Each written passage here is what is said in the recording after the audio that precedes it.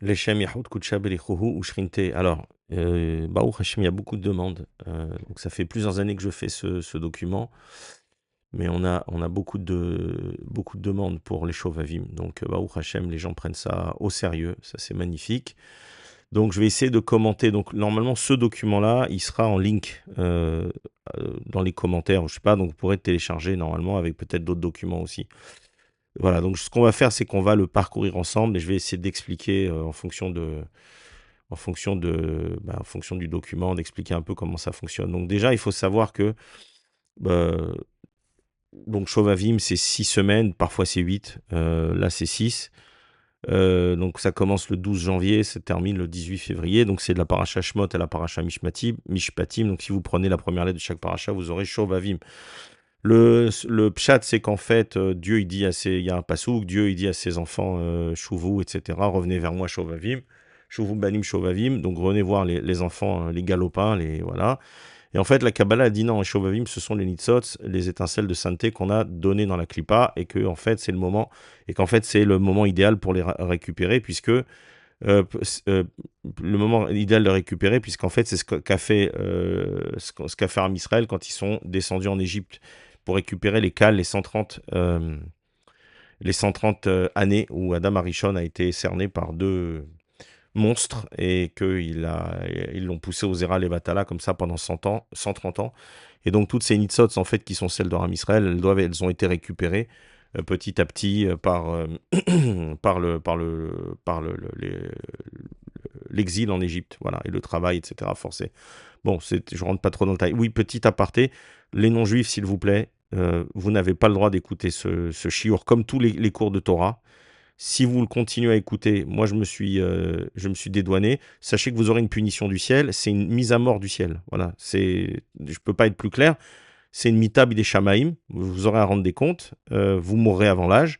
Pourquoi? Parce que c'est du vol. La Torah a été donnée au peuple juif. Elle a été donnée à ceux qui l'ont acceptée au peuple juif. Si vous l'avez pas, si vous êtes non juif, c'est que vous l'avez pas accepté. Si vous êtes en procédure de conversion, c'est une autre chose. Par contre, vous ne pouvez pas faire les Shovavim. D'accord? Tant que vous n'êtes pas circoncis, vous n'avez pas été au mikvé, que vous n'êtes pas devenu juif, officiellement, vous ne pouvez pas faire Shovavim.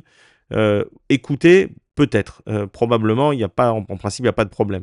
Mais encore une fois, alors si vous êtes non juif, alors non seulement il ne faut pas faire Shovavim, mais en plus, non seulement ça ne sert à rien, mais en plus, c'est une interdiction divine. Donc c'est un vol puisque la Torah a été donnée à ceux qui l'ont acceptée, donc uniquement au peuple juif. Encore une fois, voilà, c'était important de le dire. Et les femmes ne font pas Shovavim dans le sens des kavanot. Alors une femme juive, oui, elle peut faire Shovavim. Oui, c'est même conseillé. Je sais qu'il y a des Mekoubalim qui disent non et ils se trompent. Elle le fait par un jeune, femme mariée, par un jeune, et aussi elle peut faire le pidion. Donc on va voir, elle peut racheter également les jours de jeûne.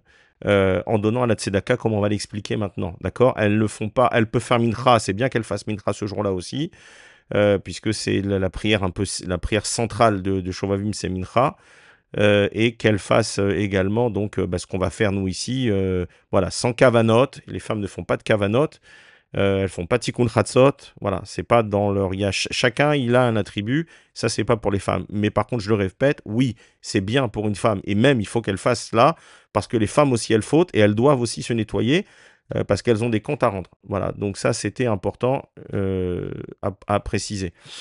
Sachez que je l'ai déjà dit dans d'autres vidéos, tikkun klali ça ne marche pas, c'est une évidence. C'est une invention pour aller au Gehinam avec le sourire. Et sachez que oui, le Zohar dit qu'il n'y a pas de tikkun abrit et que en fait, Rabbeinu Hari nous amène tous les tikkunim. Et quand on connaît la Kabbalah, on voit à quel point tout est extraordinaire, tout est parfait, tout fonctionne, les shémot, etc. Donc il n'y a aucun doute là-dessus. Ça a été accepté par tous les Mekoubalim, Ashkenazim, Sfaradim. Voilà, il n'y a que, encore une fois, je fais une parenthèse, il n'y a que Chabad qui dit qu'il n'y a pas besoin de faire de jeûne. Voilà. Et les autres également, Chassidim, il n'y a pas besoin de faire de jeûne puisque les nitzot sont déjà été toutes récupérées. C'est magnifique. Donc, tous ceux qui veulent aller au Gehinam sans avoir la capacité, la chance, l'opportunité de réparer leurs fautes, vous écoutez Lubavitch, vous écoutez les chakranim, vous écoutez les menteurs, vous écoutez Tikkun Aklali, d'accord? Et on verra bien ce qui se passera au moment voulu. Voilà, nous en attendant, on écoute les Mekoubalim, on écoute le Hari Akadosh, le Ben Ishraï, Rabbi Yehuda Aftaya, le Chida, et j'en oublie, voilà. Et sachez que dans toutes les yeshivot de Mekoubalim, c'est des choses qu'on fait d'année en année. Donc c'est un tikkun qu'on fait d'année en année. Alors je reprends le document. Je vais essayer d'être un peu organisé pour une fois et d'avoir un peu de céder. Alors, donc ici c'est marqué, donc là c'est pour l'année, et en fait il n'y a pas vraiment de différence. Voilà, vous allez voir, c'est pas très important. L'année, il n'y a pas vraiment de différence d'année en année. Donc là on a mis, donc les jeunes démarrent, alors le jeudi matin, oui, mais en fait, tous les jours de Shovavim, regardez au milieu, c'est marqué début le 12 janvier jusqu'au 18 février. Donc en fait, pendant ces 6 semaines, on peut jeûner n'importe quel jour, à part bien sûr Shabbat, Rosh Chodesh. Les vendredis, on évite aussi, bien qu'il y en a qui faillent vendredi matin que la demi-journée, mais évitez. Et tout Bishvat. Donc tous les jours où il n'y a pas de Tachanoun, en fait, on ne jeûne pas. Voilà. Donc tous les autres jours, en fait, sont permis, même dimanche. Donc si vous prenez, on va voir, si vous voulez jeûner dimanche, vous pouvez prendre le jeûne Shabbat à Mincha. D'accord. Alors, on va revenir un peu en haut. Donc sachez que tous les jours sont possibles. Les années précédentes, je mettais lundi et jeudi. Je l'ai marqué aussi ici, au moins 6 jeûnes prévus au milieu en bleu, le lundi et jeudi.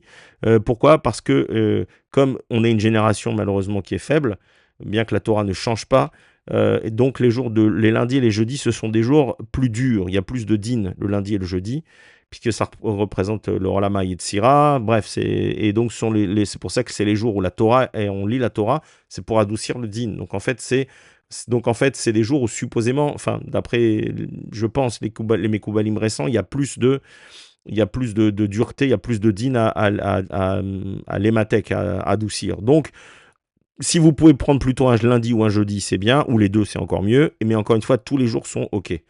Voilà, donc on remonte. Alors, pour avoir vos horaires, parce qu'on va parler de choses, c'est peut-être évident pour certains. Donc, les jeunes, alors pendant Shovavim, les jeunes, ils commencent au lever du jour. C'est ce qu'on appelle Alot HaShachar. Donc, il y a une application que j'aime beaucoup qui s'appelle Kalji. Vous en avez d'autres.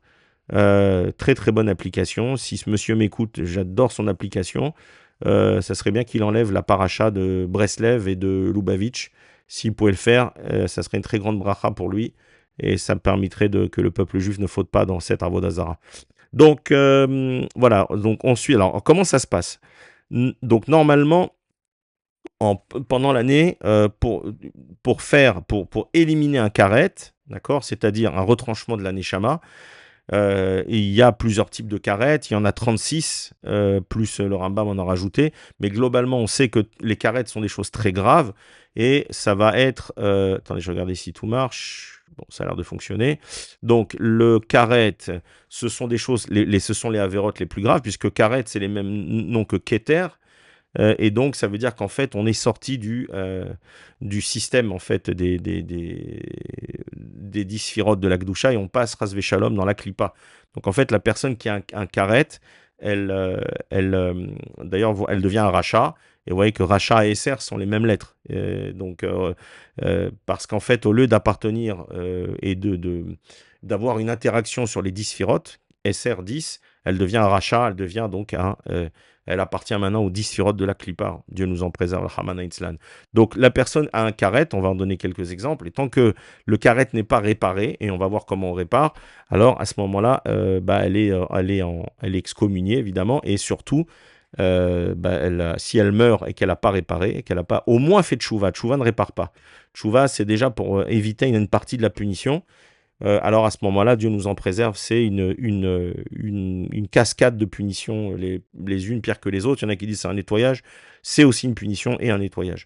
Quoi qu'il en soit, on va essayer d'être positif, et on revient. Donc en fait, comment on va... oui, alors les carettes, vous les connaissez, il y a manger à Kippour, boire à Kippour, il y a manger du Hametz à Pessah, évidemment plus qu'un kazaït, évidemment, mais on dit manger du Hametz à Pessah. Et il y en a d'autres, il y en a beaucoup qui sont liés au Beth Amikdash. Mais globalement, ceux qui nous concernent le plus, ce sont tous les interdits sexuels, et notamment toutes les relations sexuelles interdites, et donc sont des carettes. Voilà, je ne rentre pas trop dans le détail, c'est assez facile à trouver pour ceux qui, vous allez dans le Rambam, c'est pas très compliqué à trouver, mais enfin, sachez que ce sont des fautes qui sont très très graves, et que, comme dit le Ramak, malheur à celui qui meurt avec un seul carrette. Un seul carrette, je ne parle pas de un seul, c'est une catastrophe. puisqu'en fait, il peut pas, il n'y a pas d'accès ni au Gan Eden, ni nulle part, il ne peut pas. C'est ça, son âme, elle a été retranchée. C'est-à-dire qu'en fait, quelque part, il ne fait plus partie du peuple juif. Le Shabbat aussi, c'est un carré, celui qui transgresse Shabbat en public. C'est-à-dire qu'au moins 10 personnes savent ou sachent que ce monsieur ou cette femme n'est pas Shomer Shabbat ou Shomer Shabbat. Donc il suffit qu'en fait, mais maintenant tout le monde le sait, les amis, etc. Donc ça fait un carré. Et Dieu nous en préserve si la personne n'a pas fait de chouva, alors est réparée, d'accord? Parce que alors à ce moment-là, elle a un gros problème quand elle quitte le monde. L'intérêt de réparer dans ce monde, c'est que justement, on n'a pas à réparer plus tard. Donc en deux mots, parce que je vais quand même essayer d'éclaircir deux, trois notions avant d'entrer dans le détail. Donc le Ramak nous explique dans Tomer Dvora, qui vient du Sefer Alima, qu'en fait, il y a plus ou moins trois options, c'est-à-dire que quand quelqu'un fait tchouva, soit il va payer tout de suite, on va lui faire payer dans ce monde avec un certain nombre d'épreuves, qui sont souvent liées à des problèmes, Dieu nous en préserve, financiers, ou d'autres, soit il va réparer plus tard, c'est-à-dire en montant au Gehinam, et donc ça, on n'a surtout pas du tout envie d'y aller. Alors, la troisième option, c'est de réparer soi-même. Comment? En faisant les tikkunim. Donc, tous ceux qui ne vont pas faire les tikkunim, sachez que vous devrez réparer en haut. Et on n'a pas du tout envie de passer au Gehinam. Personne n'a envie de passer au Gehinam.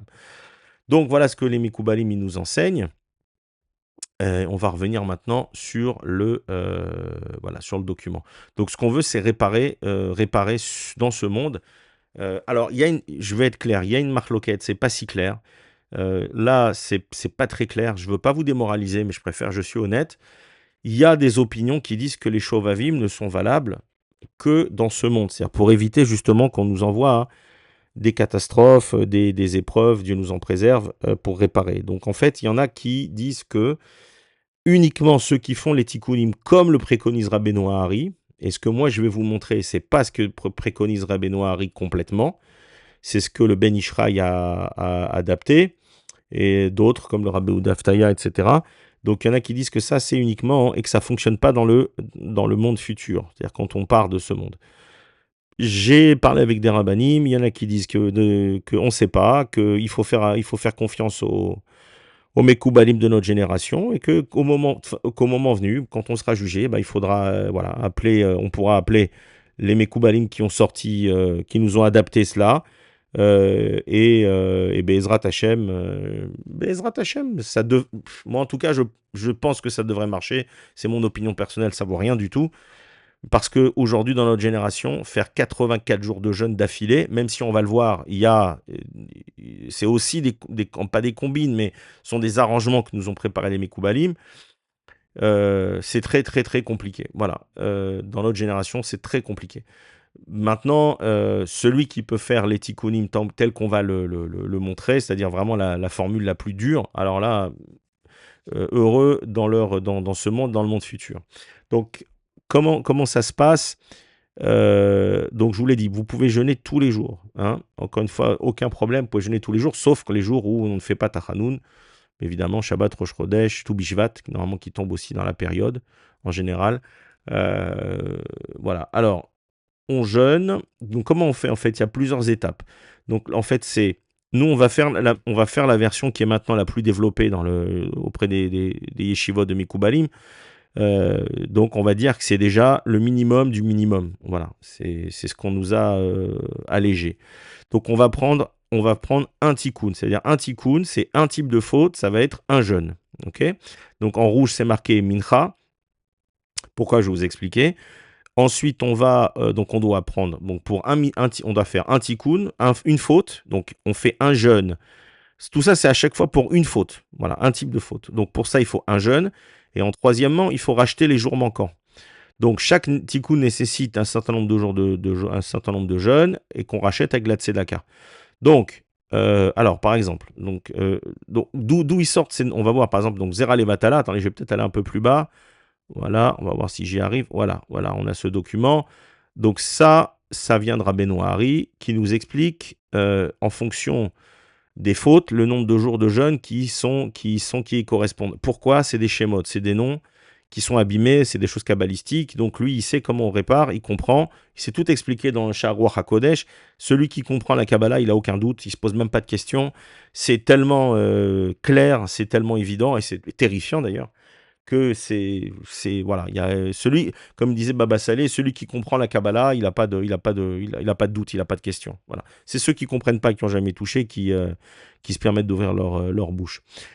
Voilà. Alors, donc, on voit par exemple, Tikkun HaKaas, la colère. C'est pas la casse, c'est pas un karet, 151 jours, vous voyez. Donc, quand on va faire par exemple un Tikkun Kaas, on va réparer toutes les fois où il y a eu de la colère. Bon, sachez que la colère, c'est très particulier. La colère, c'est vraiment à un stade, bon, il n'y a pas de minimum, mais le pire, c'est un stade où les gens jettent quelque chose, cassent quelque chose. Ça, c'est vraiment le niveau le plus grave. Et sachez que tous les degrés qu'on a fait, toutes les niveaux qu'on a montés en termes de sanctification, on perd tout d'un coup. C'est-à-dire, ça peut être des années et des années de jeûne, de mikvé, de machin. On perd tout d'un coup avec une seule colère. Donc la colère, c'est une des choses la pire. Et il faut l'éviter, pas uniquement pendant Shoavim, mais tous les jours. C'est quelque chose qui ne doit pas arriver jamais, jamais, jamais, jamais, jamais.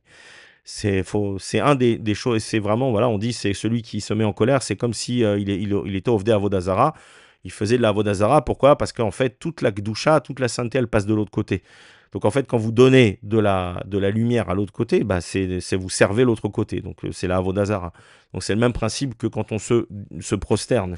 Ça, c'est quelque chose qui est très mal compris, par exemple, c'est que euh, on pense qu'on n'a pas le droit de se prosterner devant une idole parce que ça veut dire qu'on accepte, qu'on se résigne, qu'on la sert. Mais en fait, c'est très différent.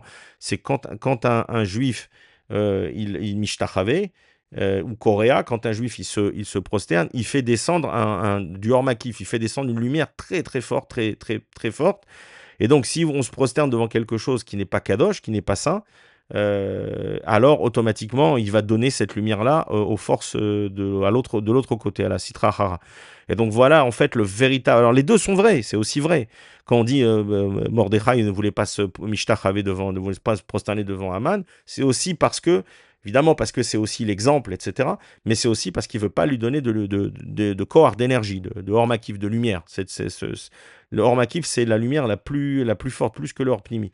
Donc, il ne voulait pas donner cela, et on comprend maintenant pourquoi on doit faire attention, même par exemple à ce qu'il n'y ait pas un livre, même avec la photo d'un rave à la synagogue, on n'a pas le droit de prier parce qu'à un moment, on va se prosterner devant, et en fait, on se prosterne. Même si le rave, il est présent, on n'a pas le droit de se prosterner devant un rave, il n'y a que devant le roi. Pourquoi on se prosterne devant le roi? Ou je vais très loin, là, je pars complètement de Shovavim, mais parce que le roi, c'est l'histoire de Yosef avec ses frères. Et en fait, ils vont tous se prosterner à la fin de la paracha Vayechi devant Yosef.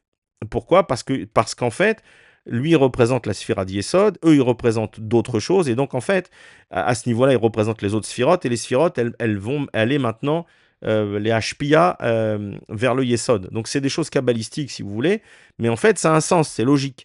Donc, c'est pas forcément dire qu'elle se prosterner, ça veut pas forcément dire se résigner, accepter,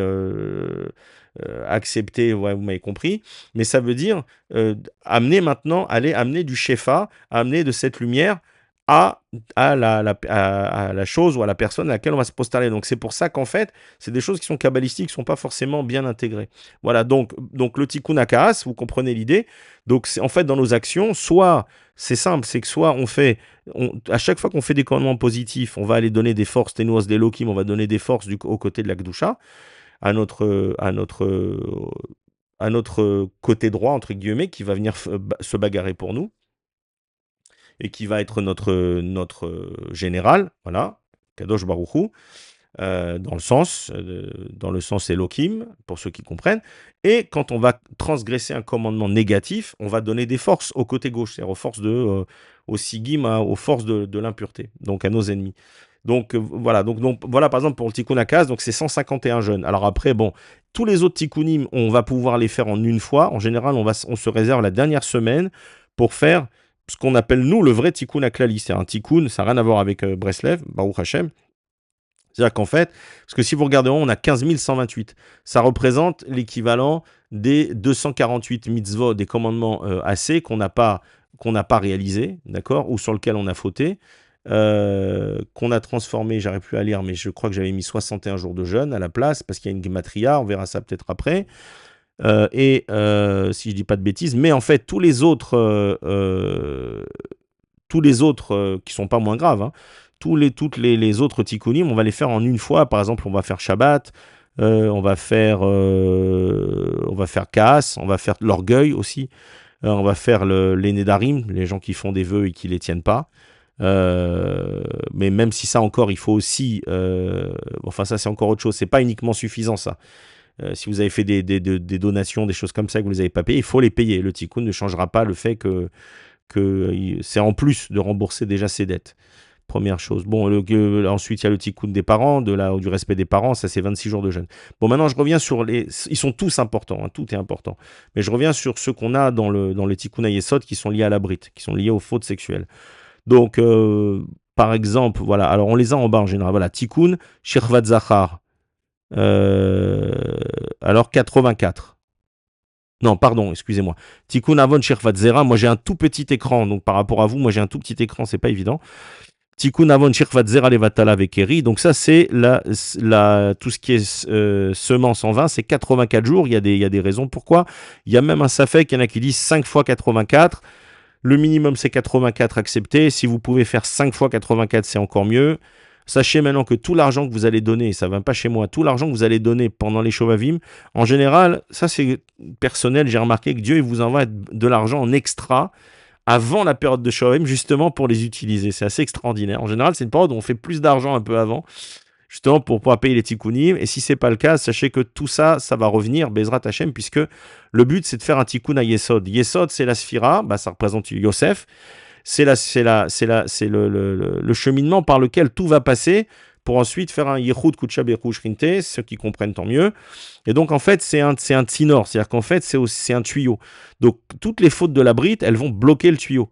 Donc, si le tuyau est bloqué, il n'y a pas de shefa, la personne, elle n'a pas de lumière dans sa vie. Alors, oui, on peut être milliardaire et être pogem babrit. Il y a des gens qui ont des très bonnes situations, qui ont beaucoup d'argent et qui ne respectent pas leur brite, etc. Mais sachez que ça, c'est payé par les forces du mal et que ça, c'est l'argent qui est payé dans ce monde pour qu'ils n'aient pas accès à un monde futur plus tard ou qu'ils aient un Gilgoul terrible. Donc ça compte pas. Mais par contre, sachez que il y a des gens qui peuvent vraiment faire Torah ou mitzvot, et la vie est difficile pour eux parce qu'ils ont des fautes qui traînent, et les tuyaux, c'est notamment le Yesod, et qui est bloqué. Et donc en faisant les Tikkun Shovavim, on va débloquer cela, et on va permettre au Shefa maintenant de circuler. Donc c'est un peu le sod du Shalom Bayit. C'est pas un peu, c'est le somme du Shalom Bayit, puisque, voilà, bref, bon, je ne veux pas trop m'épancher là-dessus. Mais sachez que les rabbinim qui donnent des cours de Shalom Bayit, c'est bidon, voilà. En tout cas, peut-être 95%, parce qu'il y a des choses qui sont évidentes, de ne pas agresser son mari quand il vient de rentrer de la maison. Voilà. Mais sachez que tout ça, c'est du plâtre, c'est des pansements. Sachez qu'en fait, le shalom et le baït, ça représente le yesod et la malchut, l'homme et la femme, et donc ça représente la kedusha de la brite. Donc si dans la maison, la femme, elle n'est pas tsanoua, alors dehors encore plus, je dis pas jamais, mais même à la maison, elle doit être tsanoua. Si l'homme, il fait pas attention à sa brite, il fait pas attention à ses yeux, etc. Si quand ils sont dans l'intimité, ça se passe pas dans la kedusha et qu'il y a du zera levatala, etc. et qu'il y a des choses qui sont pas kadosh, vous pouvez être sûr qu'il n'y a pas de shalom baït. Voilà, le shalom baït commence par la sanctification de l'homme et de la femme. Si les deux se sanctifient, là on a un shalom baït parce que il y a du shefa qui passe. Donc tout le reste, la vraie question c'est ça d'abord, et après on parle du reste. Après on parle et normalement ça vient tout seul. Normalement ça vient tout seul. Le respect de l'autre, ça vient après. C'est une fois que la personne se sanctifie, elle sanctifie sa brite et ses yeux, et que la femme, elle fait attention à sa tsniout, puisque c'est comme ça que les femmes, elles ont leur olam haba. Un, par la tsniout, et deuxièmement, par le tsniout, c'est pas que dans l'habillement, hein. Et par en envoyant les enfants et le mari à étudier la Torah et en faisant tout pour qu'ils étudient la Torah. C'est comme ça qu'elle a son olam haba. Et donc voilà une règle importante. Donc voilà, par exemple, donc sur le Zera Levatala, c'est 84. Et sachez que même dans un couple, même qui fait attention, il peut y avoir, j'en ai déjà parlé, je crois, il peut y avoir du Zera Levatala, Dieu nous en préserve. Comme explique Rabbeinu Hari, ça peut être un peu avant et ça peut être un peu après, pour ceux qui comprennent. Donc c'est pour ça que je sais qu'il y a des pashtanim c'est épouvantable. Même des commentateurs du Shulchan Aruch qui disent des choses qui sont vraiment contre la Kabbalah. Désolé de le dire.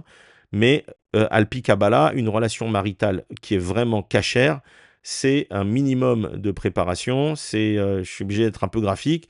C'est juste s'embrasser, c'est très important. Et ensuite, éviter tout de suite le Zera Levatala, parce que même ce qui vient avant, c'est considéré comme du Zera Levatala selon la Kabbalah. et ensuite après de faire attention, je l'ai déjà dit, de rester voilà, jusqu'à ce qu'il n'y ait plus de ce qu'on appelle un évermet, jusqu'à ce qu'il n'y ait plus rien pour que justement il n'y ait rien qui sorte. Voilà. Euh, donc même dans un couple marié, il peut y avoir qui du zera la vatala, donc ça aussi il faut le corriger. Hein, même si normalement on doit tout faire, à faire attention pour que ça n'arrive pas. Par exemple, j'en prends un autre juste au-dessus, Tikkun. Alors Tikkun Abba al Zachar, Dieu nous en préserve. Donc ça c'est les rapports homosexuels, Dieu nous en préserve. C'est 233 jours de jeûne. Alors, la Goya, c'est 216. Mais sachez qu'en plus, par exemple, il va y avoir d'autres qui vont se cumuler. Donc, par exemple, on a le Tikkun Nida. Nida, c'est 80, de mémoire 82. Voilà, Tikkun Isson Nida. Nida, ça va être n'importe quelle femme qui n'est pas la sienne, ou sa propre femme, si elle n'a pas suivi les règles de la Nida, ou si il y a eu un accident. Et ça peut arriver. Voilà, Dieu nous en préserve. Donc, euh, voilà, donc ça c'était donc pour vous donner un exemple. Maintenant je reviens sur les documents précédents pour expliquer le déroulement. Voilà, donc tous ces jours de jeûne là, ils viennent de noms. C'est des noms kadosh qui ont été abîmés, c'est des olamot qui sont descendus, c'est des choses très très graves quand on comprend un peu, c'est à pleurer parce qu'en fait, comme on nous a donné les clés, c'est nous qui, chas shalom, détruisons les mondes que Dieu a créés, ou les réparons, ou les faisons fonctionner. Donc en fait, ou les faisons fonctionner. Donc en fait, c'est pas du tout Dieu. Il est gentil, il fait, mais non, non, c'est très, très, très, très, c'est très dur.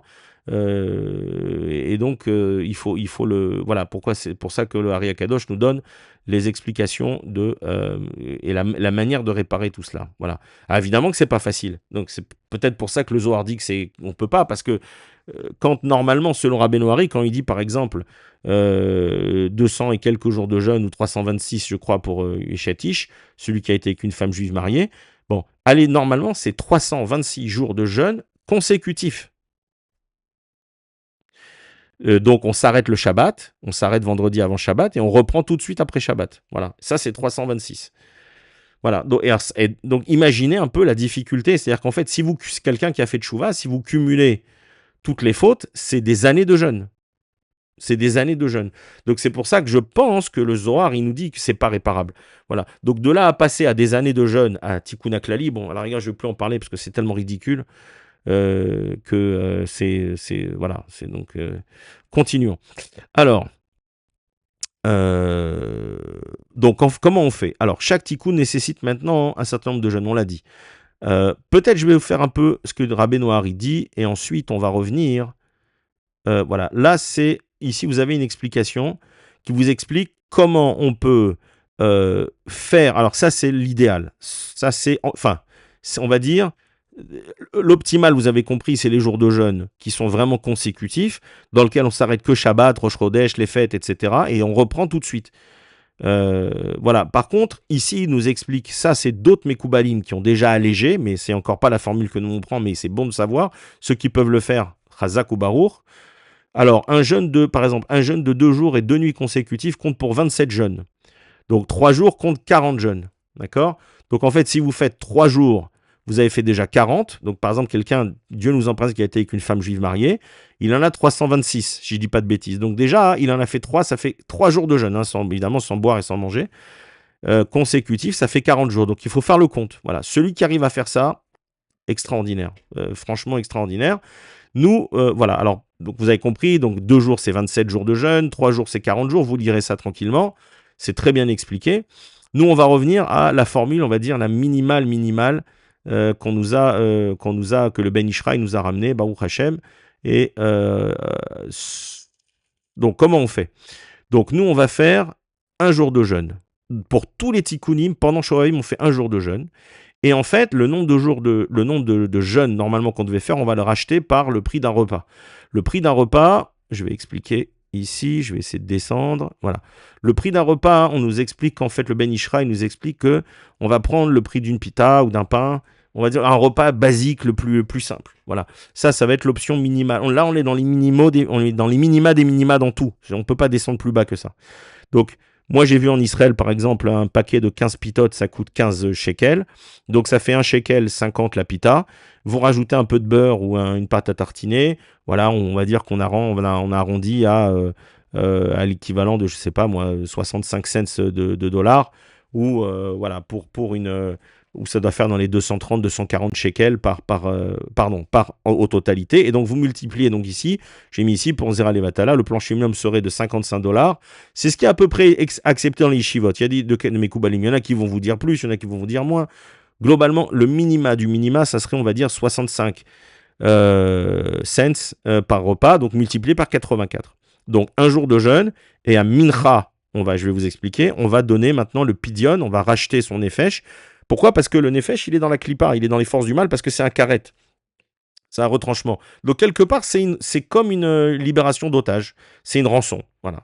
Bon, sauf que Baruch Hashem, on ne le donne pas à la klipa, on le donne à la tzedaka, on va voir, on le donne à un avrer. Donc, tous les tikkunim, vous le donnez soit à votre tzedaka directement, ensuite vous donnerez à qui vous donnez. L'idéal, vraiment, pour que ça ait plus de valeur, c'est de donner à des gens qui étudient la Torah sérieusement, donc des avrechim.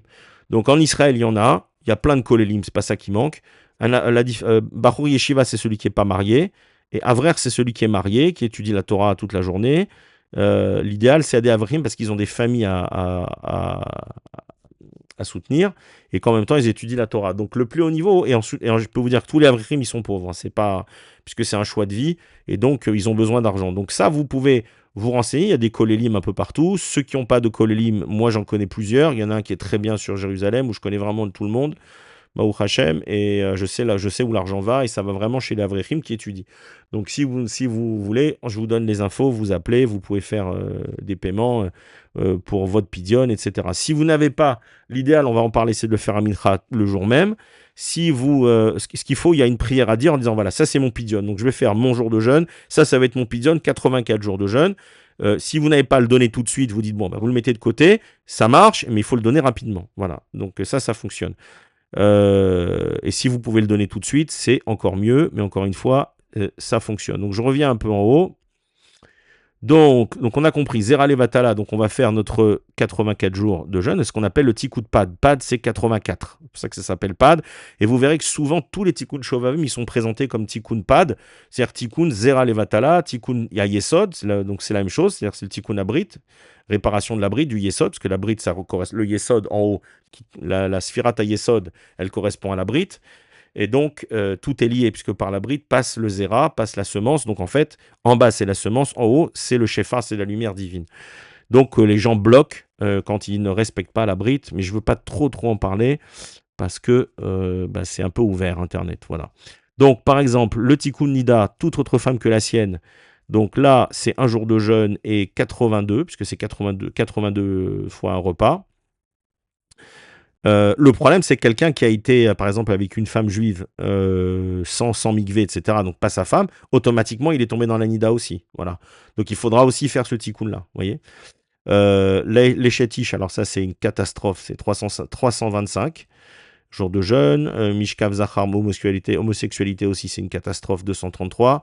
Le Mishkav Goya, 216.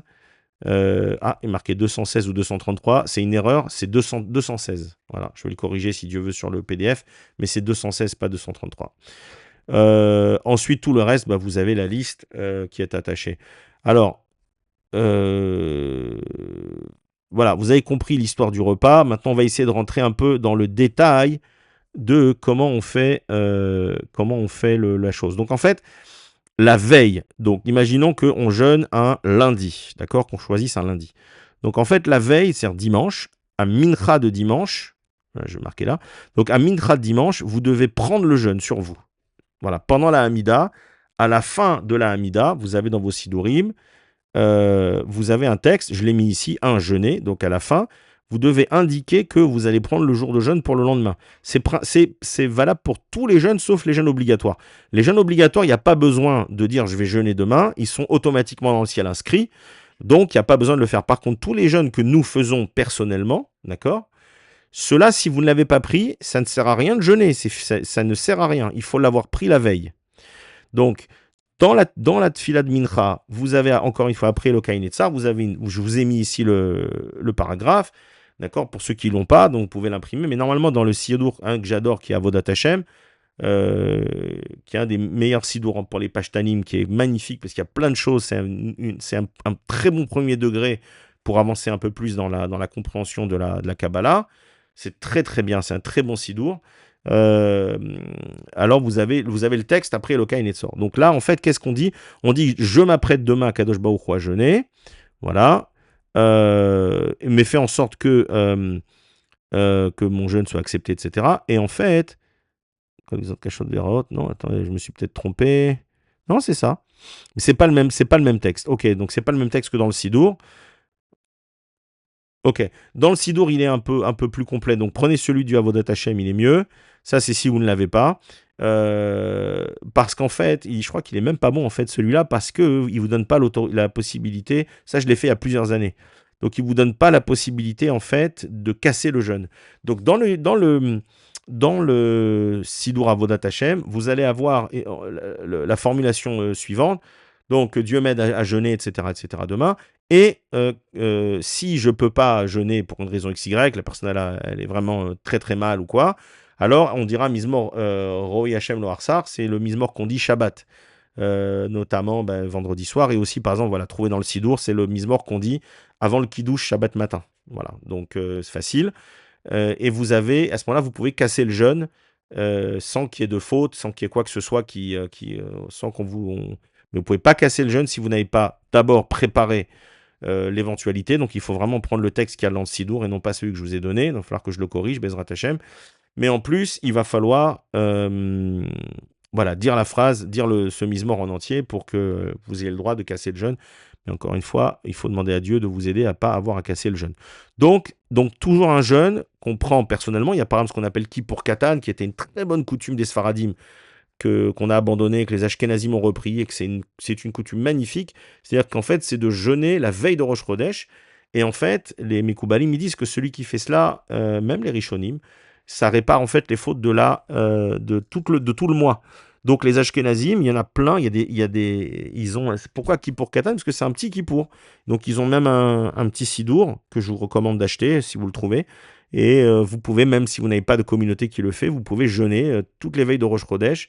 Et en même temps, il y a cette fila. Bon, c'est surtout quand on est en Tzibour en particulier. Et vous avez vraiment, c'est les mêmes choses qu'on fait à Kippour. Alors, ça dure 1 heure, mais c'est magnifique. Et donc, ça permet de rentrer et de réparer les fautes du mois. Donc, c'est aussi c'est vraiment à recommander pour ceux qui peuvent le faire. Mais pareil, il va falloir le prendre la veille. Donc, toujours le mincha de la veille. Pour jeûner le lendemain, il va falloir préparer, donc prendre le jeûne pendant la tefila de mincha.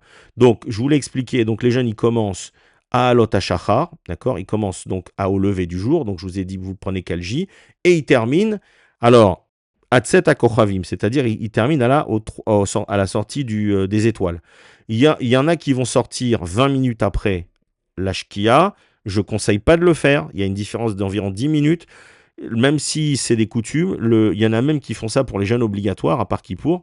Il y a une grande marloquette là-dessus. Il y en a le Shulchan Arour dit que celui qui casse le jeûne avant la nuit, c'est-à-dire avant la sortie, c'est comme s'il n'avait pas jeûné. Donc pour 10 minutes, je ne prendrai pas le risque.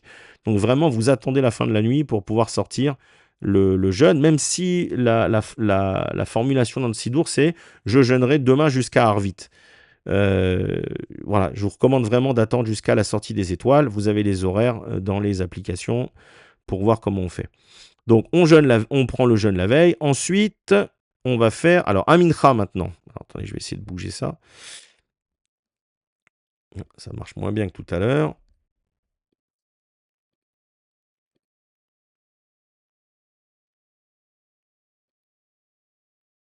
Un, deux. Voilà. Désolé pour les erreurs techniques. Donc, on va à mincha. Oui, alors, boire ou manger avant le jeûne, donc déconseillé. Puisqu'en fait, ce sont des jeûnes selon la Kabbalah. Selon la Kabbalah, on ne peut pas faire de conditions et on ne peut pas aller boire avant de jeûner. C'est-à-dire que normalement, selon la halacha, il est autorisé de faire ce qu'on appelle un tnaï, c'est-à-dire avant de se coucher, quand vous allez jeûner le lendemain. Si c'est un jeûne qui commence au lever du jour le lendemain, selon la Kabbalah, selon la halakha, vous êtes autorisé en fait à faire une condition en disant si je me lève demain matin, enfin demain avant le lever du jour, je serai autorisé à boire, voire même à manger en fait. Et selon la Kabbalah, pas du tout, même pour les jeûnes obligatoires. Donc comme ça, ce sont des jeûnes qu'on fait selon la Kabbalah. Alors manger, surtout pas, je vous le déconseille complètement. Boire peut-être vraiment si ça va être très très dur. Mais l'idéal, c'est vraiment de ne pas ni boire ni manger. Voilà, avant le lever du jour. Alors, donc, donc voilà, ça c'était important à préciser. Ensuite, on va. Alors, le mincha maintenant, on va essayer, alors dans la mesure du possible, c'est ce que j'essaie d'expliquer. En Israël surtout, il y a des yeshivot qui font donc des journées Shovavim, en général les lundis et les jeudis. Et c'est extraordinaire si vous pouvez joindre. Donc là, vous avez plusieurs semaines pour préparer. Vraiment d'essayer Bon, il y a Nahar Shalom à Jérusalem, derrière le Chouk, à Grippas là-bas, donc très connu. Il doit y avoir aussi la Shiva de Bethel, il y en a d'autres. Il faut regarder les Shiva de Mekoubalim, il y en a dans d'autres villes. C'est vraiment très important. Pourquoi? Parce que euh, puisqu'on est dans des réparations qui sont kabbalistiques, donc au moment où l'officiant va faire mincha, il va, en fait, il y a après Retsé, il y a le Hanenu, et donc c'est la prière qu'on va dire nous quand on est en jeûne. Et en fait, lui, ce qu'il va faire, c'est qu'il va dire un Hanenu qui est spécial selon le Rashash, avec les noms, avec des noms, avec des shémotes, etc. Et lui, il va réparer par les intentions kabbalistiques, il va réparer pendant la chazara, la répétition, il va réparer en fait les noms et les différentes choses que on a abîmées à cause de telle ou telle faute. Donc en général, c'est pour ça qu'ils vont dire, par exemple, donc lundi telle date, ça va être Tikkun Abrit ou Zera Levatala. Le jeudi telle date, ça va être Goya. Lundi telle date, ensuite, ça va être Shervat Zachar ou Zachour. C'est-à-dire que l'homosexualité. Donc en fait, parce qu'en fait, l'officiant, il va se concentrer dans le Hanenu, donc dans ce passage-là, il va intégrer le Hanenu du Rashash et il va donc corriger spécialement cela. Il y a parfois, ils font plusieurs tikkunim la même amida, donc le même jour. C'est pas recommandé. Après, je sais pas si ça fonctionne ou pas, je sais pas, mais il peut arriver qu'il y ait, par exemple, ils fassent tous les tikkunim dans le même Hanenu, le même mincha. Je crois que c'est décommandé. Après, je suis pas dans le ciel, donc je sais pas. Mais c'est à éviter, je pense. Maintenant, si vous n'avez que cette option-là, faites le maximum. Tout ce que je peux vous dire, c'est en tout cas faites. Et après, oui, effectivement, on peut imaginer, Bezrat Hashem, que vous aurez de l'aide du ciel et qu'on sera clément avec nous en haut. Donc, comment ça se passe? On arrive à Mincha. Donc, si vous êtes chez vous, en dehors d'Israël ou en Israël, bah, vous faites Mincha à la synagogue, d'accord, en ayant jeûné, bien sûr. Et ceux qui ont les tefilin Rabbeinu Tam, c'est très bien, donc vous les mettez à Mincha. Si vous n'avez pas, vous pouvez mettre sans bracha. Si vous avez les tefilin Rashi, vous mettez Rashi avec bracha, avec talit, bien sûr. Et aussi avec bracha. Et donc, on va faire Hanenu dans Retsé. Maintenant, regardez. Donc, juste avant Mincha, essayez d'arriver 10 minutes avant, d'abord parce que vous devez mettre votre tefilin. Et ensuite, vous devez faire le tikkun pad. Donc là, je vais prendre le texte ici, je ne sais pas s'il est là. Voilà, là, vous avez le seder du Pidyon Pad, c'est-à-dire le 84 jeûnes. Donc ça va être par exemple pour, le Zera Levatala, le pad Ta'aniyot. Voilà.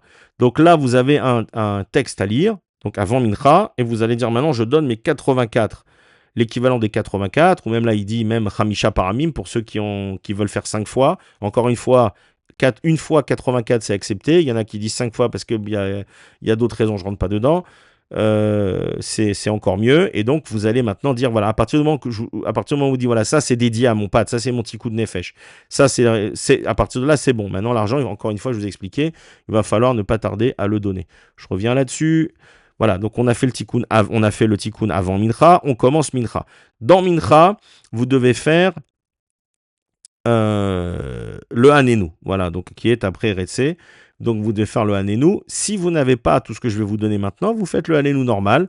Et vous pouvez par exemple, on va dire, si un jour vous voulez faire Zera Levatala, vous faites, donc ça va être pour tous les Zera Levatala, d'accord? Donc là, vous allez dire, même dans l'Hanenu, vous avez une kavana simple dans votre tête, il dit, Akadosh Baruch Hu, quand vous prenez même le jeûne avant la veille et le jour du Hanénou, le jour du jeûne, vous allez dire c'est pour réparer Zera Levatala et c'est 84.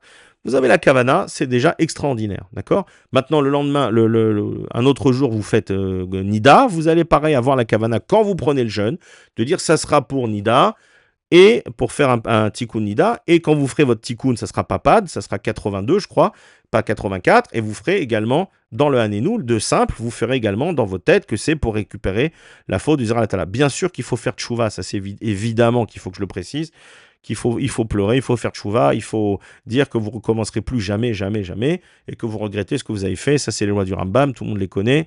Voilà, alors ici je vous ai mis, alors il y a différents... voilà, il y a différentes. Ça, c'est encore un niveau au-dessus. Quand on prend le jeûne, je vous ai expliqué la veille, il y a une formulation que je vous ai montré qui est un peu générique. Il y a des formulations qui sont plus détaillées. Donc, par exemple, ça va être le Noussar Kabbalah Tataranit. Ça, c'est pour. J'arrive pas à lire, excusez-moi, parce que moi, c'est petit. Donc, ça va être Tikkun Hayesod. Donc, je pense que ça, c'est le pad. Voilà, donc ça va être pour le pad. Je vois pas exactement ce que c'est. Bon, peu importe. Bon, il y en a un autre ici, ça c'est le Tikkun Pad. C'est pas très évident de faire fonctionner ce logiciel, donc excusez-moi. J'en ai d'autres. Voilà, Kabbalah, Taranit, les Tikkun Hayesod. Ça c'est le Tikkun Pad. Donc ça va être celui que vous allez prendre la veille. Donc si c'est lundi votre jeûne, ça sera dimanche. Donc dimanche, à la fin de la Hamida, au lieu de mettre ce qu'il y a dans le Sidour à la fin, vous allez mettre cela, donc que vous allez prendre un Tikkun pour le Yesod, particulier que ça soit un jeûne général. D'accord? Et pareil, je pense que c'est marqué, mais il faudra préciser que si je ne peux pas faire le jeûne, vous pouvez même le dire en français dans votre tête, je ferai Mizmor Hachem Roïlo Arsar et automatiquement je pourrai casser le jeûne sans avoir aucune punition ou quoi que ce soit. Je pense que c'est marqué, je ne vois pas très bien malheureusement parce que moi c'est tout petit. Là, celui-là, ça va être Kabbalah Taranit le Tikkun Anida. Donc pareil, ça va être la veille. Vous avez compris que ça va être la veille. Donc, quand vous allez prendre votre Tikkun Nida, vous allez faire cette Kabbalah, cette préparation pour prendre le Taranit le lendemain. Voilà. Ça va être pour Mishkav Zahour, ça va être pour les relations homosexuelles, Dieu nous en préserve. Pareil, pour prendre le Taranit la veille. Alors là, il y a des schémotes à Kodesh, il y a des schémotes. Donc, s'il y a des schémotes, vous restez pas, vous restez juste sur la première partie. Là, il y a des schémotes. Donc, pas évident. Pour ceux qui ne savent pas, si vous ne savez pas, ne rentrez pas dedans. Hein. Ne commencez pas parce que ça peut être plus dangereux que le reste. Donc si vous ne comprenez pas tout cela, vous faites pas, vous faites rien. Voilà. Surtout ne pas lire les schémotes, surtout ne pas lire les lettres, etc. Très très grave. Et je vous rappelle qu'on ne lit jamais le nom de Dieu, Yudke Vavke, jamais on le lit, avec voyelle ou sans voyelle, en aucun cas on le lit. Celui-là, ça va être Eshetish, donc pareil, pour prendre le jeûne la veille, pour ceux qui malheureusement ont un tikkun à réparer, Eshetish, une femme mariée, juif, une femme mariée. Celui-là, il n'y a pas de schémote apparemment, donc ça a l'air bien. Voilà, donc ensuite, voilà, encore une fois, j'essaye de vous donner des informations, mais sachez qu'il y a des livres entiers dans lesquels tout est marqué, donc je ne peux pas tout mettre. Je peux essayer, ce que je vais faire, c'est que je vous mets les choses que je pense être les plus importantes. Je ne peux pas tout mettre, mais encore une fois, si vous prenez le Ta'anit, le jeûne, avec ce qui a marqué dans le Sidour, comme par exemple le Avodot Hashem, c'est suffisant. Si vous faites le Hanénou qu'il y a dans le Sidour général, c'est suffisant. Ayez juste en plus la Kavana, simplement, comme je vous l'ai dit, de préciser, d'avoir la Kavana dans votre tête. Ça c'est Nida, ça c'est ci, ça c'est ça, voilà le montant. Voilà. Ah oui, alors là, je viens de le retrouver dans le PDF, donc ça c'est magnifique. Vous avez la version qui est donnée par le Ben Ishraï, et ceux qui ont les livres du Ben Ishraï, vous avez énormément de choses, parce qu'en fait c'est lui qui a ramené énormément de choses, donc vous avez quasiment tout, je crois, chez le Ben Ishraï, probablement. Donc là, c'est la version de la Shan Chachamim, c'est un livre qu'il faut vraiment avoir, du Ben Ishraï, parce qu'il y a toutes les Leshem Yichud Kudsha Berichou dedans, et franchement, c'est très important pour ceux qui étudient, parce que ça donne la kavana minimale, on va dire, pour une mitzvah, et ça change tout dans la réparation qu'on fait. Donc ça, c'est vraiment très important d'abord de dire les Shem Yichud Kudsha Berichou Shrinte avant chaque mitzvah, mais en plus, lui, il les détaille à chaque fois, donc il donne vraiment les intentions kabbalistiques. Donc en fait, ça va être le deuxième niveau. Il y a 3 niveaux dans les kavanot. Mitzvah tzricha kavana, même si, bref. Premier niveau, ça va être je fais une mitzvah parce que c'est un commandement divin. Donc par exemple, je vais aller mettre le srar sur ma souka parce que c'est un commandement divin. D'accord? Donc ça va être la première des choses. Premier niveau, très bien déjà. Bien mieux que celui qui va mettre son srar de souka ou il va faire le Netilat Yadayim sans aucune kavana. Donc ça déjà, c'est déjà bien. Le deuxième niveau, ça va être le faire un Lechem Yichud, c'est-à-dire de dire pour unifier Akadosh Baruch Hu et la Shekhinah. Et là, vous avez donc qui ont été le Ben Ishra, il y en a Baruch Hashem, il en a publié énormément, et donc ils sont à peu près tous dans la Shan Chachamim. Donc dans les Sidurim, parfois vous les avez, mais ils sont pas tous. Donc la Shan Chachamim, vous l'avez, donc en fait, ça vous permet d'arriver au deuxième niveau. C'est-à-dire qu'en fait, vous n'avez pas les kavanot kabbalistiques, mais vous allez, avant de faire une mitzvah, le srar de la souka, toutes les séoudot de Shabbat, allumer les bougies, enfin, il y a quasiment pour toutes les mitzvot, il y en a. Et donc, vous allez, en fait, dire, voilà, je vais faire cette mitzvah. Donc, vous allez avoir une kavana, mais qui est plus poussée. Donc, je vais faire cette mitzvah pour unifier le nom de Dieu. Toujours, ça, c'est très important. C'est-à-dire, les shem lishma, les shem ma, c'est-à-dire les shem hey. Hey, c'est la shrina, mais c'est aussi la bina, pour ceux qui comprennent. Et le Ben Ishra, il va détailler ce que va faire cette mitzvah. Donc, en fait, même si vous ne comprenez pas forcément ce qui a marqué, il suffit de lire cela. Alors, ça prend 2-3 minutes de plus, mais quand vous verrez à 120 ans ce que ça a corrigé dans le ciel, vous direz waouh, quelle merveille! Et là, il va vous dire voilà, ça, je vais faire cette mitzvah maintenant, par exemple, du srar de la souka, parce que c'est ci, parce que c'est ça. Et en plus, vous allez apprendre des choses. Parce que si, ça, etc. Donc, ça, c'est le deuxième niveau et c'est déjà magnifique. Donc, si vous arrivez déjà à faire les Lechem Yichud pour le maximum de mitzvot, il y en a avant les tefillin, il y en a avant le talit, il y en a avant de monter à la Torah, il y en a, etc., etc. Monter à la Torah, c'est plus compliqué. Mais vous en avez quasiment pour toutes les mitzvot, bon, évidemment pour le loulav, pour tout ça. Donc, vraiment, faites-le et habituez-vous à l'avoir et ayez ce sefer avec vous. Parce que c'est important. Par exemple, pourquoi j'aime aussi Avodat Hashem, c'est parce il y a beaucoup de Lechem Yichud qui ont été implémentés dans le Sidour. Donc le deuxième niveau, ça va être ça. Le troisième niveau, c'est les kavanot. Vraiment les kavanot, c'est-à-dire celui qui sait que voilà, il va pas dire aide-moi Hashem, je fais cette mitzvah pour ci et ça, mais voilà comment ça fonctionne et c'est moi qui vais opérer maintenant bien sûr c'est moi qui vais opérer aux différents niveaux. Donc voilà, donc ça c'était important à préciser. Alors oui, le sac, voilà, alors le fameux sac, c'est vrai que c'est pas très connu. C'est par exemple le sac qu'il y a dans la Megillat d'Esther, quand ils ont mis le sac et la cendre. C'est très intéressant parce que ça commence à être vendu maintenant en Israël, Baruch Hashem. C'est quasiment impossible à trouver en dehors d'Israël. Quand vous venez en Israël ou si vous avez des amis, vous ne les trouverez pas dans les magasins, il faut les commander en ligne. Il y a ces 2-3 yeshivot de Mekoubalim qui les vendent. Ça, c'est quelque chose qu'il faut avoir. Si vous avez des garçons, il faut aussi les femmes, on ne touche pas à ça.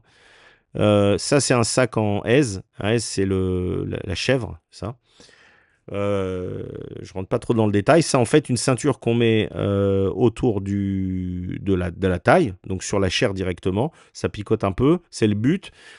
Et donc on met ça pour Tikkun Hatzot avec de la cendre au niveau des tefilines, là où on met les tefilines. Donc on met cela à Tikkun Hatzot et on met cela également pendant les Tikkun Shovavim. Donc c'est bien de le mettre. Alors on peut pas le mettre toute la journée, etc. Mais il y a aussi un Lechem Yichud pour ça, pour le sac. Mais c'est bien de le mettre par exemple à Mincha. Voilà, donc si vous faites Mincha à la synagogue, vous le mettez sous les vêtements, donc ça se voit pas. Vous le mettez sous les vêtements et puis vous avez, c'est une très grande mitzvah. Alors le sac il permet, puisque Gematria 400, et donc ça permet de vraiment d'amoindrir les 400 forces de la clipa, et également de réparer donc de ce coup-là toutes les lumières qui ont été bloquées, et de réparer les lumières qui ont été bloquées à cause des fautes. Donc c'est extraordinaire de mettre le sac, et puis essayer de commencer à faire Tikkun Hatzot le maximum de fois dans la semaine. On fera peut-être un chiot là-dessus, mais c'est tellement important que c'est quand même incroyable que même dans les Sidurim, il y a malheureusement dans beaucoup de Sidurim, et bref, bon. C'est important et enfin j'en ai déjà parlé, mais il faudrait que je fasse quelque chose de plus détaillé dessus. Donc voilà le sac. Donc voilà, je pense que là on a fait le tour. Alors après, vous allez me dire, oui, mais alors moi je veux faire le top, je vais aller chez les Mekoubalim, etc., etc. Donc c'est pas le cas partout. Souvent, je vous dis moi ce que moi j'ai vu. J'ai vu j'ai vu plusieurs options. Alors évidemment les gens jeûnent. Alors ce jour-là, bien sûr, quand il y a 10 personnes qui ont jeûné, on sort le Sefer Torah, Vaïchal Moshe, donc ça rajoute en plus à l'Akdoucha. Ensuite, en plus, il y a un Kohen, il y a Birkat Kohanim, puisqu'il n'y a personne n'a bu d'alcool.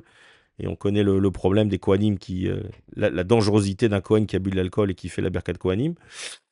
Donc voilà un peu ce qui est rajouté, plus en plus de tout ce qui est fait. Donc j'ai vu, je vous dis, j'ai vu plusieurs options. La plus simple, c'était un Chaliard Cibourg que je connais très bien et qui a fait en fait juste tous les Hanénou dans la Hamida. Donc dans la Chazara, la répétition, il a fait les Hanénou pour tous les tikkunim du Rachash. Ça dure une demi-heure. Je l'ai fait une année, Baruch Hashem, très bien, ok, impeccable. Donc c'est peut-être la version la plus simple. Il y a un autre Mekoubal que je connais, lui, qui fait donc un Hanénou différent pendant la Chazara de Mincha. Donc en fait, Mincha, au lieu de durer, je sais pas, 20 minutes, une demi-heure, bah, il dure une heure ce jour-là. Une heure et quart, voilà. Donc ça, c'était une autre option. Après, vous avez dans les yeshivot, des fois, ils font des Dvar Torah, etc. Bon, moi, je suis pas fan parce qu'ils font un peu peur aux gens, parce qu'ils veulent récupérer. Bon, après, c'est justifié ou pas, c'est un autre problème. Ils veulent récupérer les Pidyon Nefesh. Bon, ils ont des yeshivot à faire tourner avec des avrechim qui apprennent la Kabbalah, etc. Donc, je critique pas. Je dis que les méthodes, elles sont pas.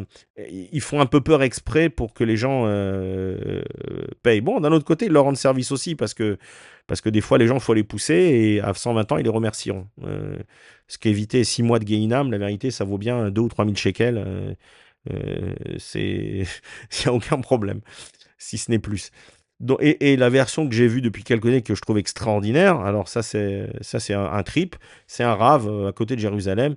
Et lui, il fait un tikkun qui est fantastique parce donc c'est plusieurs, encore une fois, c'est quasiment 2 fois par semaine pendant les 6 semaines. Et donc, j'ai dû en parler, il fait la glace. Alors, la glace, vous pouvez le faire, c'est. Ah, peut-être faudrait que je fasse un autre chiot là-dessus, je sais pas. Mais bon, il y a des Lechem Yehoud, c'est un travail colossal en fait. Bon, la glace, c'est. Vous prenez de la glace et vous passez sur les bras.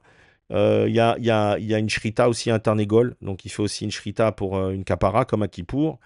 Il y a le pidyon du rachash avec les pièces, Maaset Sedaka. Bon, il y a des choses que vous ne pouvez pas faire tout seul. C'est 7 fois le tour autour du Sefer Torah, avec de la Tzedaka, autour de chaque tour. Et comme le pidyon un peu, le Tikkun Aniftarim un peu. Et avec Ana Bechoach à chaque tour.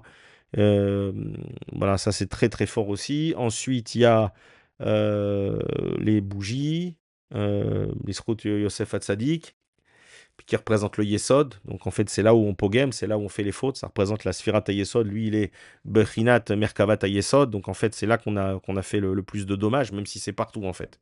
Parce que quand vous regardez en fait dans le texte du Rachash, les catastrophes, elles sont partout. Ça monte très très haut. C'est une catastrophe. Mais au final, tout descend au Yesod. Donc en fait, c'est lui qui centralise tout ça. J'en oublie. Oui, il y a ceux qui ont pour les Tikkun Goya, il y a le câble. Donc c'est incroyable de voir des rabbinim avec des longues barbes et tout le monde se met des câbles, s'attache un câble en. Ah, le câble, si vous voulez le faire, vous prenez ce que j'ai trouvé très très bien, c'est les câbles électriques parce ils sont en métal et en même temps ils sont un peu flexibles. Voilà, donc l'idée c'est en fait que quelqu'un vous attache les jambes bien quand même, hein, pas à souffrir, mais bien pour que vous puissiez pas bouger pendant au moins 3 heures et d'avoir cela pendant au moins 3 heures et de faire les tikkunim, etc. pendant ce temps-là. Pour pouvoir et donc ça enlève la clipade comme je vous l'ai dit Kelev, c'est la clipa du Kelev, ceux qui comprennent. Et le Kelev en fait c'est ça qui bloque la personne d'aller au Gan Eden, ce que voulait faire Potiphera. Donc elle voulait aller avec lui au Gan Eden et au Lamaba. Et donc celui qui nanana, il a un Kelev qui l'empêche d'aller en haut. Voilà. Et donc il est bloqué. Donc ça en permet Baruch Hashem d'enlever cette clipa. Et on se sent beaucoup mieux. Il y a beaucoup d'autres choses après. Il y a beaucoup de choses après. Bon, j'en oublie.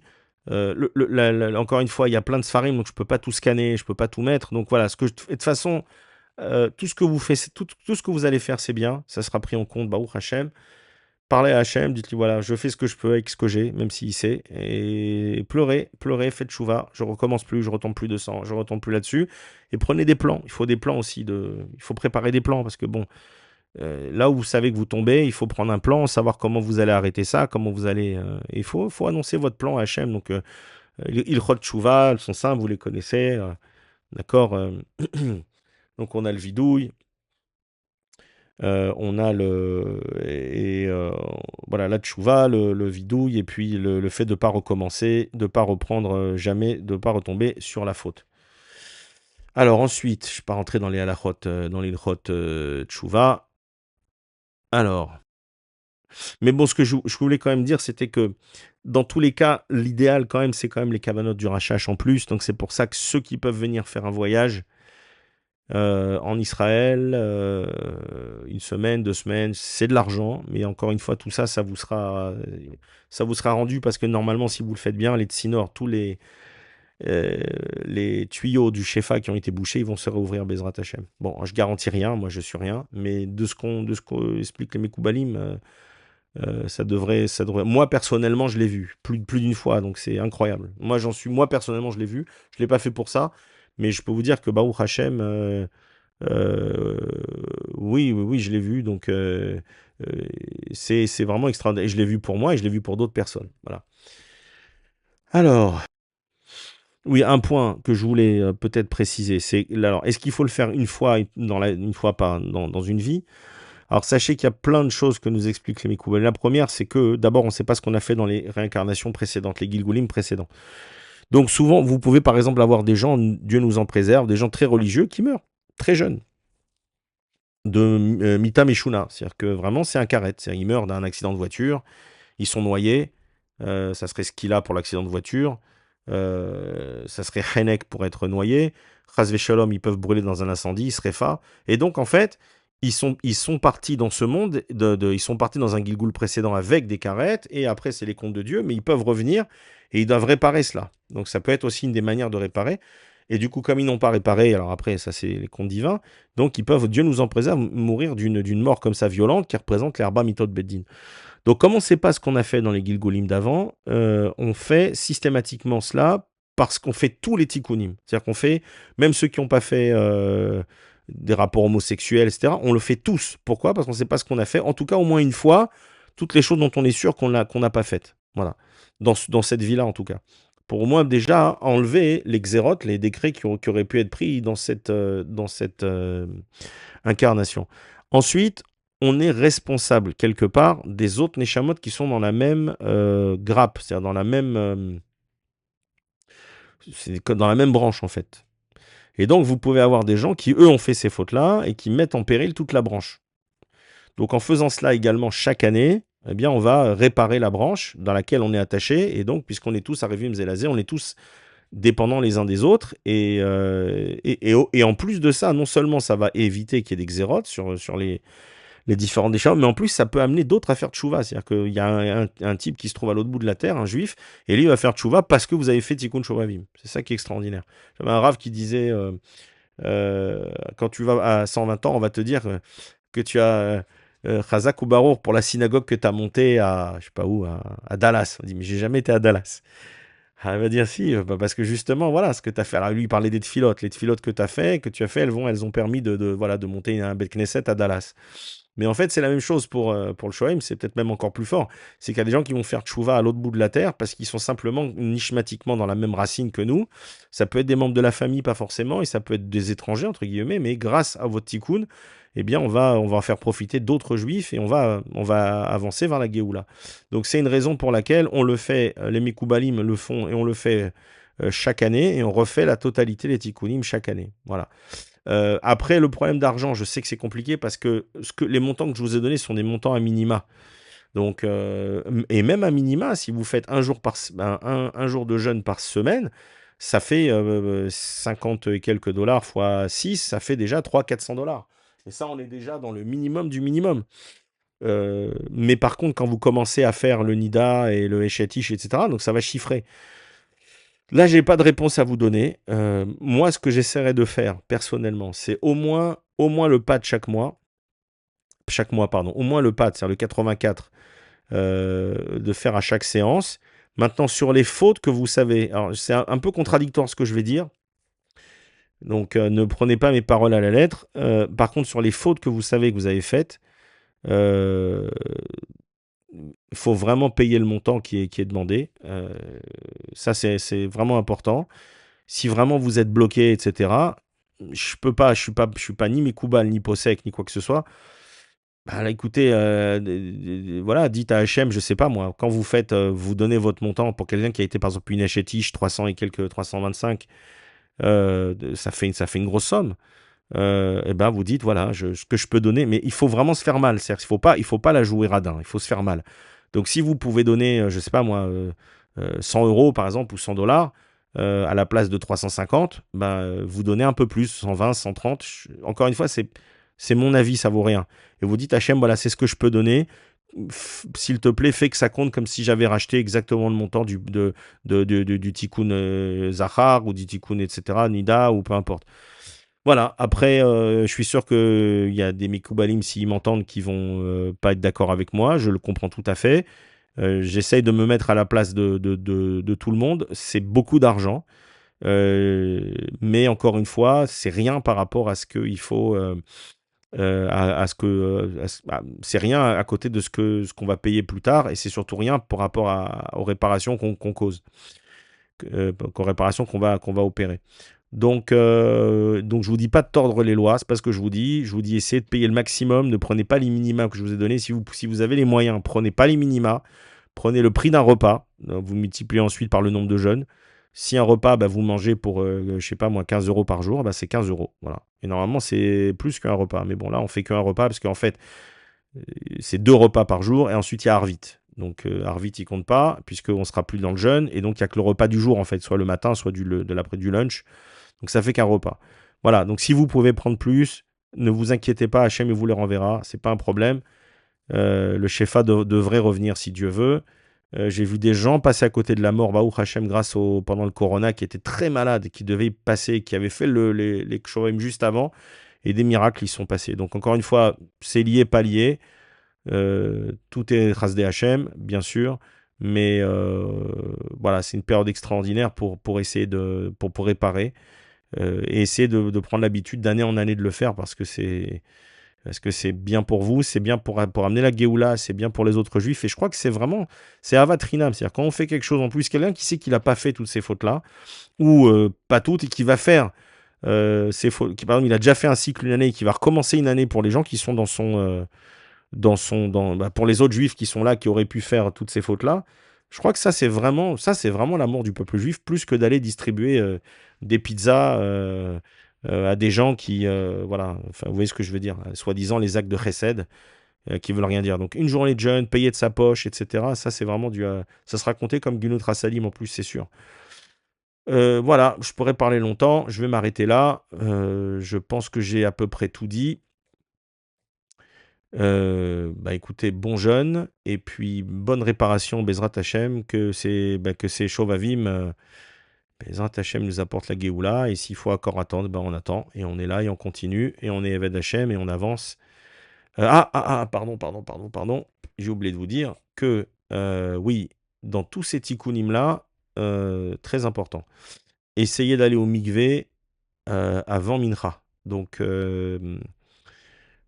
très important de commencer la tfila de Mincha en ayant été au mikvé.